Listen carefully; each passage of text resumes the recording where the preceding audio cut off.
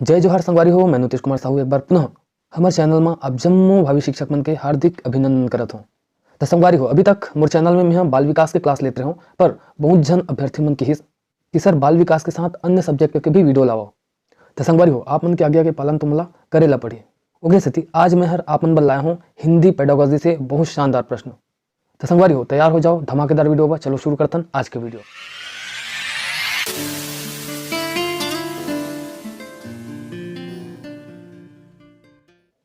तो संगवारी हो, पहला प्रश्न आप सबके समक्ष, भाषा सीखने सिखाने के संबंध में निम्न में से कौन सा कथन सही है? आपको बताना है कौन सा कथन सही है ना। ऑप्शंस इस प्रकार से है आपके समक्ष। ऑप्शन नंबर ए है बच्चे स्कूल जाने से पूर्व ही भाषाई पूंजी से लैस होते हैं। ऑप्शन नंबर बी है बच्चे स्कूल आकर ही भाषा सीखते हैं। ऑप्शन नंबर सी है बच्चे अपने परिवार से ही भाषा सीखते हैं। ऑप्शन नंबर डी है बच्चे स्कूल में मानक भाषा का ही प्रयोग करते हैं। तो संगवारी हो, ऑप्शन नंबर बी कथे बच्चे स्कूल आकर ही भाषा सीखते हैं, तो ये तो बिल्कुल गलत है भाई, क्योंकि जो बच्चे हैं वो अपने परिवार में भी अपने आस पड़ोस में भी भाषा को सीखते हैं। ठीक है, तो ये जरूरी नहीं कि बच्चे सिर्फ स्कूल आकर ही भाषा सीखेंगे, है ना। तो ऑप्शन नंबर बी गलत है। ऑप्शन नंबर सी कहता है बच्चे अपने परिवार से ही भाषा सीखते हैं, तो ऐसा भी जरूरी नहीं है कि सिर्फ परिवार से बच्चे भाषा सीखे, वो आस पड़ोस से भी सीख सकता है, अपने दोस्तों से भी सीख सकता है। ठीक है, तो ऑप्शन नंबर सी भी आपका गलत है। ऑप्शन नंबर डी क्या कहता है बच्चे स्कूल में मानक भाषा का ही प्रयोग करते हैं, तो भैया ऐसा कुछ भी नहीं है कि बच्चे स्कूल में सिर्फ मानक भाषा का प्रयोग करें, वो अपने मातृभाषा या जो भी लैंग्वेज घर में बोलते हैं वो भाषा भी प्रयोग करते हैं। इस कारण से ये ऑप्शन नंबर डी भी गलत है। तो एक बच्चा कौन, ऑप्शन नंबर ए देख लेते हैं, बच्चे स्कूल जाने से पूर्व ही भाषाई पूंजी से लैस होते हैं। तो आपने हिंदी पेडागोजी में पढ़ा है, बार बार पढ़ा है, और ये जो प्रश्न है वो बहुत ज़्यादा इंपॉर्टेंट है। हो सकता है आपके एग्जाम में कॉपी पेस्ट हो जाए, तो निश्चित ही मन में छाप लीजिएगा। तो आंसर यही हो जाएगा ऑप्शन नंबर ए, बच्चे स्कूल जाने से पूर्व ही भाषाई पूंजी से लैस होते हैं। तो कई बार आपने हिंदी पेडागोजी में सुना होगा कि जो 4 साल का बालक होता है, 4 साल का बच्चा होता है, वो भाषाई तौर पर एक वयस्क होता है ना। तो आपका आंसर हो जाएगा ऑप्शन नंबर ए। ठीक है, चलिए साथियों चलते हैं अगले प्रश्न की ओर। अगला प्रश्न साथियों, पाठ के अंत में अभ्यास और गतिविधियां देने का उद्देश्य क्या है? ऑप्शन इस प्रकार से, ऑप्शन ए है बच्चों को अभिव्यक्ति के अवसर देना। ऑप्शन नंबर बी है बच्चों को व्यस्त रखने हेतु गतिविधियां बनाना। ऑप्शन नंबर सी है बच्चों को याद करने हेतु सामग्री उपलब्ध करने में सहायता करना, या ऑप्शन नंबर डी है गृह कार्य की सामग्री जुटाना। चलिए ऑप्शन नंबर ए देख लेते हैं साथियों, बच्चों को अभिव्यक्ति के अवसर देना। ठीक है, तो अभ्यास और गतिविधियां दे करके हम बच्चों को अभिव्यक्ति के अवसर नहीं दे सकते, है ना। बच्चों को अभिव्यक्ति के अवसर देने का तात्पर्य है कि उसे एक मंच प्रदान करना या सबके समक्ष उस बच्चे को लाना और सबके समक्ष कुछ करने का अवसर देना, ये होता है बच्चों को अभिव्यक्ति के अवसर देना। ठीक है, तो ये आपका गलत हो गया। ऑप्शन नंबर बी कहता है बच्चों को व्यस्त रखने हेतु गतिविधियां बनाना, हाँ तो ये हो सकता है। देख लेते हैं आगे, ऑप्शन नंबर सी कहता है बच्चों को याद करने हेतु सामग्री उपलब्ध करने में सहायता करना।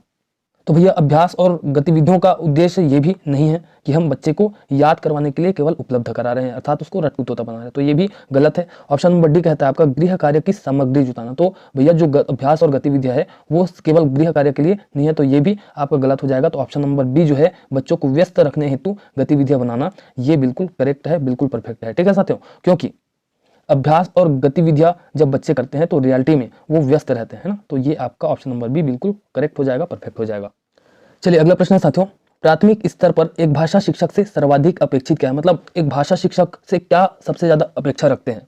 अगर सिंपल लैंग्वेज में कहूं तो एक भाषा शिक्षक का मुख्य कार्य क्या है आपको बताना है। ऑप्शन इस प्रकार से है, ऑप्शन नंबर ए है पाठ्य पुस्तक में दी गई सभी कहानी कविताओं को कंठस्थ करवाना। ऑप्शन नंबर बी है बच्चों को मानक भाषा का प्रयोग करना सिखाना। ऑप्शन नंबर सी है कक्षा और कक्षा के बाहर बच्चों को भाषा प्रयोग के लिए प्रोत्साहित करना, या फिर ऑप्शन नंबर डी है बच्चों की निरंतर परीक्षाएं लेना। ऑप्शन नंबर ए देख लेते हैं, ऑप्शन नंबर ए कहता है पाठ्य पुस्तक में दी गई सभी कहानी कविताओं को कंठस्थ करवाना। तो भैया कंठस्थ करवाना, रटवाना ये भाषा शिक्षक का कर्तव्य या फिर कार्य, मुख्य कार्य नहीं है, तो ये आपका गलत हो जाएगा। बच्चों को मानक भाषा का प्रयोग करना सिखाना, या ऑप्शन नंबर बी कहता है। तो भैया बच्चों को मानक भाषा का प्रयोग करना सिखाना ये भी मूल उद्देश्य नहीं होता एक शिक्षक का, ठीक है, भाषा शिक्षक का, तो ये भी गलत हो जाएगा। ऑप्शन नंबर डी कहता है बच्चों की निरंतर परीक्षाएं लेना, तो ये भी मुख्य कार्य नहीं है एक भाषा शिक्षक का। ठीक है, तो ये भी कट हो जाएगा। बचा कौन? ऑप्शन नंबर सी बचा, और यही आपका आंसर होगा। कक्षा और कक्षा के बाहर बच्चों को भाषा प्रयोग के लिए प्रोत्साहित करना, तो भाषा प्रयोग के लिए प्रोत्साहित करना ही एक भाषा शिक्षक का मुख्य कार्य है। ठीक है, तो सबसे ज्यादा यही अपेक्षा एक भाषा शिक्षक से रहता है। तो ऑप्शन नंबर सी आपका सही हो जाएगा साथियों। ये क्वेश्चन भी बहुत इंपॉर्टेंट है आपके लिए, तो इसे भी माइंड में लोड कर लीजिएगा। ठीक है, चलिए चलते हैं अगले प्रश्न की ओर साथियों। अगला प्रश्न है साथियों, चॉम्स्की के अनुसार कौन सा कथन सही है आपको बताना है। ऑप्शन नंबर ए है बच्चों में भाषा सीखने की जन्मजात क्षमता होती है। ऑप्शन नंबर बी है बच्चों में भाषा सीखने की क्षमता नहीं होती है। ऑप्शन नंबर सी है बच्चों में भाषा सीखने की क्षमता बहुत सीमित होती है। ऑप्शन नंबर डी है बच्चों को व्याकरण सिखाना जरूरी है। तो प्यारे साथियों ऑप्शन नंबर डी देख लेते हैं, बच्चों को व्याकरण सिखाना जरूरी है। तो ये चॉम्स्की के अनुसार बिल्कुल गलत है भाई, ऐसा बिल्कुल भी उनका कथन नहीं था। ऑप्शन नंबर सी देख लेते हैं, बच्चों में भाषा सीखने की क्षमताएं बहुत सीमित होती है। तो ये भी चॉम्स्की का कथन नहीं है बिल्कुल भी, तो ये भी आपका आंसर नहीं होगा।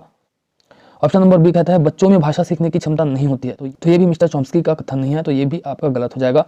और ऑप्शन नंबर ए कहता है बच्चों में भाषा सीखने की जन्मजात क्षमता होती है, यही चॉम्स्की का कथन है। तो भाई ये भी क्वेश्चन आ सकता है कि बच्चों में भाषा सीखने की जन्मजात क्षमता होती है, यह कथन किसका है? तो आपको आंसर कर देना है चॉम्स्की का, ठीक है। तो यही आपका आंसर हो जाएगा ऑप्शन नंबर ए, बच्चों में भाषा सीखने की जन्मजात क्षमता होती है, यही चॉम्स्की का कथन है, ठीक है।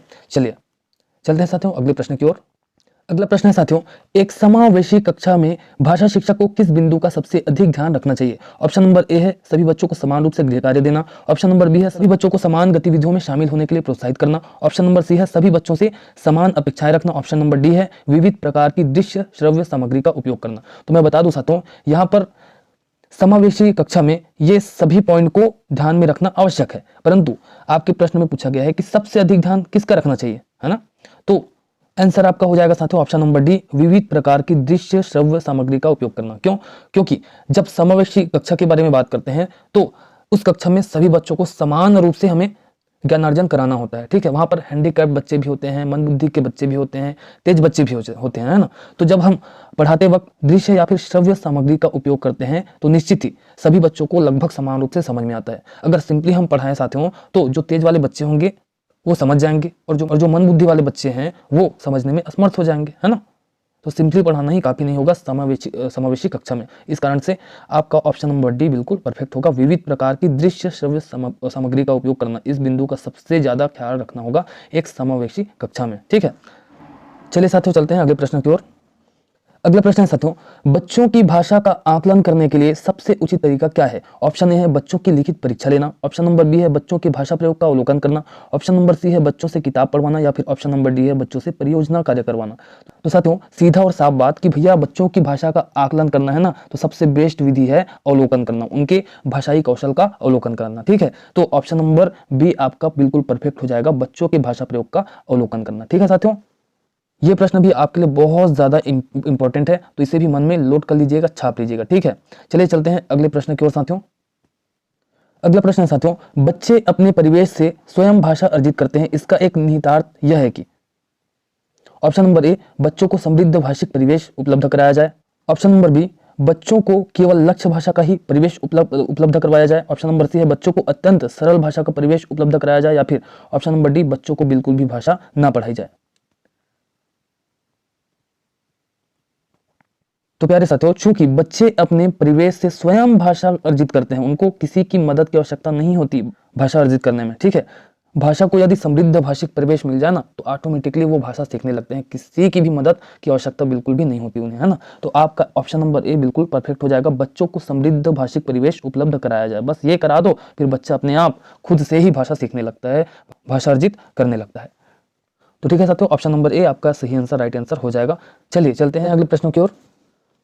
अगला प्रश्न है साथियों, भाषा में आकलन की प्रक्रिया पाठ के अंत में दिए अभ्यासों के माध्यम से होती है, या फिर सीखने सिखाने के दौरान चलती है, या केवल बच्चों का निष्पादन जानने के लिए होती है, या केवल शिक्षक का निष्पादन जानने के लिए होती है? तो इसका राइट आंसर हो जाएगा साथियों ऑप्शन नंबर बी, सीखने सिखाने के दौरान चलती रहती है भाषा में आकलन की प्रक्रिया, ठीक है। चलिए साथियों चलते हैं अगले प्रश्न की ओर। अगला प्रश्न है साथियों, प्राथमिक स्तर पर भाषा शिक्षण का उद्देश्य यह है कि ऑप्शन नंबर ए बच्चे मानक भाषा का प्रयोग करना जल्दी सीख जाए। ऑप्शन नंबर बी बच्चे भाषा परीक्षा में सदैव अच्छे अंक लाए। ऑप्शन नंबर सी है बच्चे विभिन्न स्थितियों में भाषा का प्रभावी प्रयोग कर सके। ऑप्शन नंबर डी है बच्चे भाषा की व्याकरण को जान सके। तो ऑप्शन नंबर ए कहता है बच्चे मानक भाषा का प्रयोग करना जल्दी सीख जाए, ये भाषा शिक्षण का उद्देश्य नहीं है। बच्चे भाषा परीक्षा में सदैव अच्छे अंक लाए, ये भी भाषा शिक्षण का उद्देश्य नहीं है। बच्चे भाषा की व्याकरण को जान सके, ये भी भाषा शिक्षण का उद्देश्य नहीं है, बल्कि बच्चे विभिन्न स्थितियों में भाषा का प्रभावी प्रयोग कर सके, यही भाषा शिक्षण का उद्देश्य है, ठीक है साथियों। तो आपका ऑप्शन नंबर सी, बच्चे विभिन्न स्थितियों में भाषा का प्रभावी प्रयोग कर सके, ही आपका राइट आंसर हो जाएगा। चलिए साथियों चलते हैं अगले प्रश्न की ओर। अगला प्रश्न है, भाषा अर्जित करने की प्रक्रिया में किसका महत्व सर्वाधिक है, आपको बताना है। ऑप्शन नंबर ए भाषा कक्षा का, ऑप्शन नंबर बी भाषा प्रयोगशाला का, ऑप्शन नंबर सी समाज का। तो प्यारे साथियों आपका राइट आंसर हो जाएगा ऑप्शन नंबर सी, समाज का, क्योंकि जब बच्चा जो है समाज में निकलता है तो निश्चित से समाज के द्वारा ही बच्चा जो है भाषाई तौर पर एकदम कुशल हो जाता है, समाज के थ्रू ही वो भाषा सीख जाता है। तो भाषा अर्जित करने की प्रक्रिया में सबसे ज्यादा महत्व समाज का है ना। चलिए साथियों चलते हैं अगले प्रश्न की ओर। अगला प्रश्न है साथियों, भाषा अर्जित करने में वाइगोत्स्की ने किस पर सबसे अधिक बल दिया है, आपको बताना है। ऑप्शन नंबर ए है भाषा की पाठ्य पुस्तक पर ही बल दिया है, समाज में होने वाले भाषा प्रयोग पर दिया है, या फिर परिवार में होने वाले भाषा प्रयोगों पर दिया है, या फिर कक्षा में बोली जाने वाली भाषा पर दिया है। तो राइट आंसर हो जाएगा साथियों, समाज में होने वाले भाषा प्रयोगों पर सबसे ज्यादा वाइगोत्स्की ने बल दिया है। ठीक है, तो राइट आंसर हो जाएगा साथियों ऑप्शन नंबर बी। ठीक, भाषा अर्जित करने में वाइगोत्स्की ने सबसे ज्यादा बल दिया है समाज में होने वाले भाषा प्रयोग पर। चलिए साथियों चलते हैं अगले प्रश्न की ओर। अगला प्रश्न है साथियों, पढ़ना सीखने की प्रक्रिया में किसकी भूमिका सर्वाधिक महत्वपूर्ण है। ऑप्शन इस प्रकार से है। ऑप्शन नंबर ए भाषा प्रयोगशाला की, ऑप्शन नंबर बी बाल साहित्य के सार्थक प्रयोग की, ऑप्शन नंबर सी पाठ्य पुस्तक की, ऑप्शन नंबर डी भाषा परीक्षाओं की। तो राइट आंसर हो जाएगा साथियों ऑप्शन नंबर बी बाल साहित्य के सार्थक प्रयोग की। बिकॉज ऑफ जो छोटे छोटे बच्चे होते हैं ना, उनको जो बाल साहित्य जैसे कॉमिक्स हो गया ये बहुत ज्यादा पसंद होता है। तो जब छोटे बच्चे बाल साहित्य पढ़ना शुरू करेंगे ना, तो ऑटोमेटिकली जो उनका पढ़ना सीखने की जो प्रक्रिया है ना, उसमें सुधार आता जाएगा और धीरे धीरे बहुत अच्छे से पढ़ना सीख जाएंगे। ठीक है, तो ऑप्शन नंबर बी बाल साहित्य के सार्थक प्रयोग की, इसी की सबसे ज्यादा महत्वपूर्ण भूमिका है पढ़ना सीखने की प्रक्रिया में। ठीक है, चलिए साथियों चलते हैं अगले प्रश्न की ओर। अगला प्रश्न साथियों, सुनी पढ़ी और समझी भाषा को सहज और स्वाभाविक लेखन द्वारा अभिव्यक्त करने की क्षमता का विकास करने में निम्नलिखित में से कौन सा सहायक है। ऑप्शन नंबर ए औपचारिक पत्र लेखन, ऑप्शन नंबर बी किसी पढ़ी हुई कहानी को संक्षेप में लिखना, ऑप्शन नंबर सी सुनी देखी घटना को अपने शब्दों में लिखित रूप से अभिव्यक्त करना, ऑप्शन नंबर डी मेरा प्रिय विद्यालय विषय पर निबंध लिखना। तो प्यारे साथियों, स्वाभाविक लेखन द्वारा अभिव्यक्त करने की क्षमता का यदि विकास करना है तो सबसे ज्यादा इफेक्टिव होगा सुनी देखी घटना को अपने शब्दों में लिखित रूप में अभिव्यक्त करना। तो ऑप्शन नंबर सी आपका राइट आंसर हो जाएगा, सुनी देखी घटना को अपने शब्दों में लिखित रूप में अभिव्यक्त करना। ठीक है साथियों, चलिए चलते हैं अगले प्रश्न की ओर। अगला प्रश्न साथियों, सारिका अपनी कक्षा में बात कहती समय अपने मातृभाषा के शब्दों का प्रयोग करती है, तो आप उस बच्ची को क्या कहेंगे एज अ टीचर, आपको बताना है। ठीक है, तो ऑप्शन नंबर ए है लक्ष्य भाषा के शब्द का प्रयोग करते हुए सहजता से उसकी वाक्य को दोहराएंगे, ऑप्शन नंबर बी है उसे डांटेंगे कि वह अपनी भाषा के शब्दों का प्रयोग ना करे, ऑप्शन नंबर सी है उसे बताएंगे कि किसी शब्द विशेष को क्या कहते हैं, या फिर ऑप्शन नंबर डी उसे बताएंगे कि यह शब्द गलत है। तो प्यारे साथियों, इसका आंसर हो जाएगा ऑप्शन नंबर ए लक्ष्य भाषा के शब्द का प्रयोग करते हुए सहजता से उसकी वाक्य को दोहराएंगे। तो भैया जो सारिका है वो अपने मातृभाषा का प्रयोग कर रही है, हाँ, तो एज अ टीचर आपका कर्तव्य होना चाहिए कि उसके मातृभाषा को कन्वर्ट कर दिया जाए लक्ष्य भाषा में, ताकि उसको आसानी से वो लक्ष्य भाषा समझ में आ जाए, है ना। तो आपका आंसर हो जाएगा ऑप्शन नंबर ए लक्ष्य भाषा के शब्द का प्रयोग करते हुए सहजता से उसकी वाक्य को दोहराएंगे। चलिए साथियों अगले प्रश्न की ओर चलते हैं। अगला और इस वीडियो का अंतिम प्रश्न है साथियों, रिजवान अक्सर अपनी कक्षा में प्रसंगानुसार सिनेमा एफएम की चर्चा करता है, इसका प्रमुख कारण क्या हो सकता है। ऑप्शन नंबर ए सभी बच्चों को सिनेमा देखना बहुत पसंद होता है, ऑप्शन नंबर बी सभी बच्चों को एफएम पर प्रसारित गीत पसंद होते हैं, ऑप्शन नंबर सी है सिनेमा और एफएम बच्चों के अनुभव संसार का महत्वपूर्ण हिस्सा है, ऑप्शन नंबर डी है बच्चों को संसार माध्यमों के द्वारा ही पढ़ाया जा सकता है।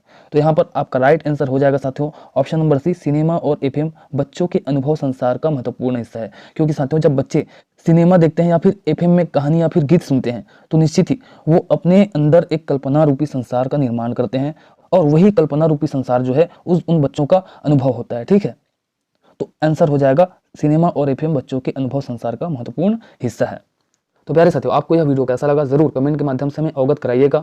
यदि वीडियो अच्छा लगा हो तो बिल्कुल इस वीडियो को लाइक कीजिएगा। यदि आपने हमारे चैनल को सब्सक्राइब अभी तक नहीं किए हैं तो सब्सक्राइब कर दीजिएगा, बेल आइकन को प्रेस कर दीजिएगा, ऑल पे सिलेक्ट कर लीजिएगा, क्योंकि इसी प्रकार से धमाकेदार वीडियो हमारे चैनल के थ्रू लाते रहते हैं। तो प्यारे साथियों, आज की वीडियो में बस इतना ही, मिलते हैं अगली वीडियो में, तब तक के लिए जय हिंद, जय जोहार, जय छत्तीसगढ़।